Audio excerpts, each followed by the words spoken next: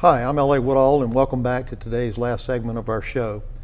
We have with us today some musical talent that we're going to share with you. And first, we're going to start with my friend Tisha with the Emerald Coast Convention Center. And could you tell us a little bit about what's coming up there? Sure, thank you, L.A. It's good to be here with you. So April is always a busy month at the Convention Center. This year we have two wonderful cheer competitions that are going to take place. The first one, Athletic Championships, is the largest event that mostly we have at the Convention Center. There will be over 3,000 people in the building and through the building that weekend. And then the next weekend we have a new cheer competition that's just starting up that we hope will grow to be as large as the first one. These events have a great economic impact on our area, and we love having them. And then we also have Pandora's Children's Charity Auction coming up. That'll be towards the end of April, a great fundraiser local event for our community.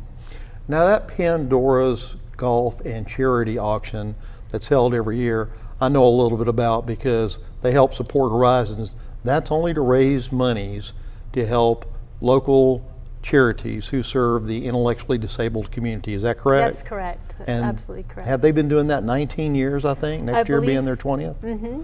Boy, that's something.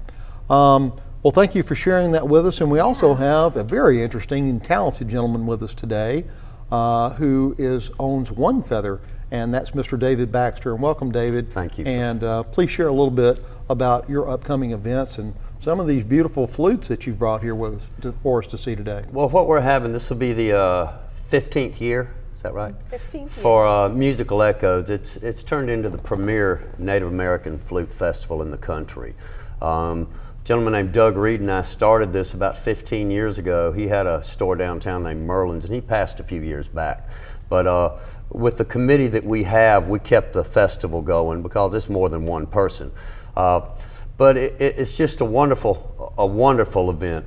First thing, it's a non-alcoholic event, so it is a big family affair that we have. We bring in Native American musicians from all over the country. We bring in Native American dancers from all over the country.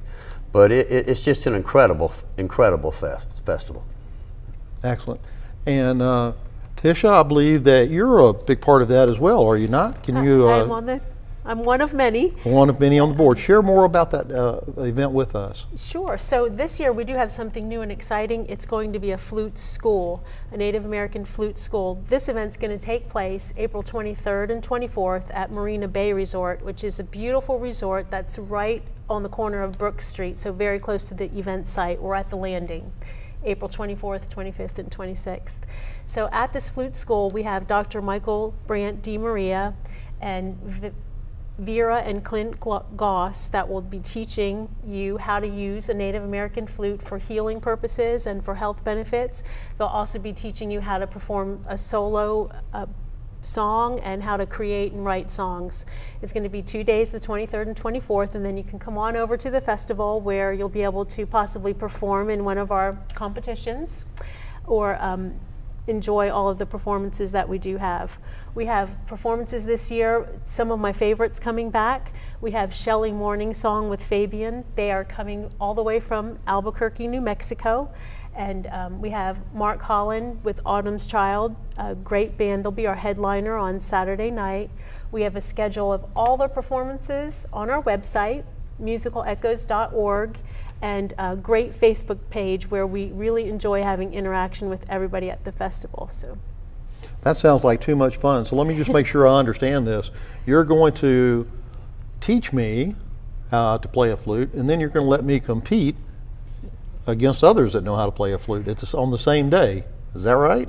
Well, it's not the same day, but you Same can festival. decide if Same you want to festival. compete when you get there. But we also have workshops on Friday and Saturday, different things on like how to play the flute, or maybe if you already know how to play the flute, to just expand your knowledge of how it works. And we have intermediate classes, we have beginner classes, that type thing. And these workshops now are free. I believe all of them are free this year. But we'll have over about 40 vendors this year, and about 18 to 19 of them will be the flute makers for these entertainers. So at any time, these flute makers are more than happy to show y'all how to do any of these things. And also, the artists that we have performing at this festival are very accessible to the public. I mean, you can go down there and talk to them about their music. You can get your pictures taken with them. This is a festival like no other festival you've been to. It's just a wonderful thing. And it'll run Friday. We have a kids show starting at 10:30, and that'll run till about noon with one of our favorite performers, Ed Windancer. And then we'll do sound checks with the bands after that. So the festival will really kick off again on Friday around 2 or 3. And it'll run till about 9 at night. Then Saturday we run from 10 o'clock in the morning till 9 at night. And then on Sunday we have church at 9 o'clock, an Indian church, which is interdenominational. Doc Green will be doing that, and that'll run till 10. Then from 10 to 12, we have a flute competition where artists just come in and and they'll compete against each other.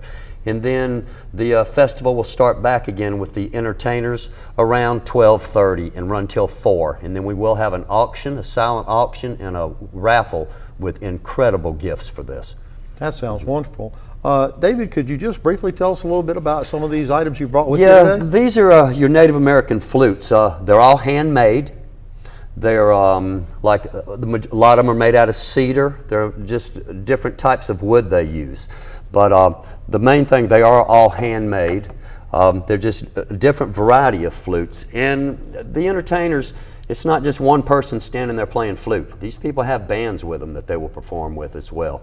The dancers we have this year, of course, the world champion Nation of Change dancers. They come down just about every year. World champion hoop dancer, grass dancer, fancy, jingle.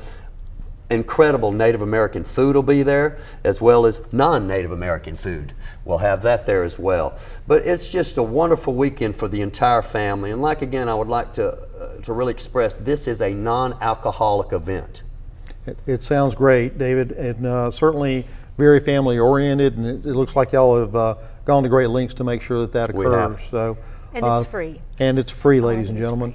So if you have any interest in music or history, certainly that's somewhere you want to be that weekend.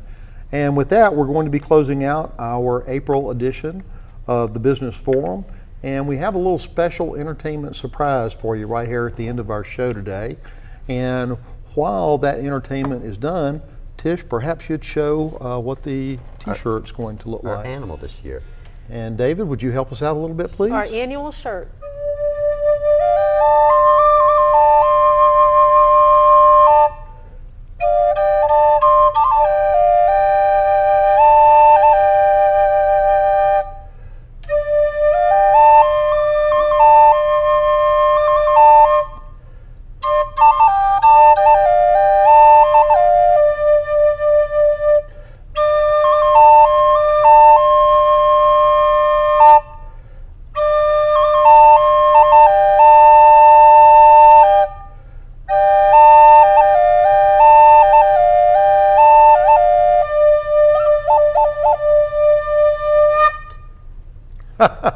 Thank you so much. Thank That you. was wonderful. Thank We you so appreciate y'all much. very much. Thanks. And that's it, ladies and gentlemen. Thank you for being with us today.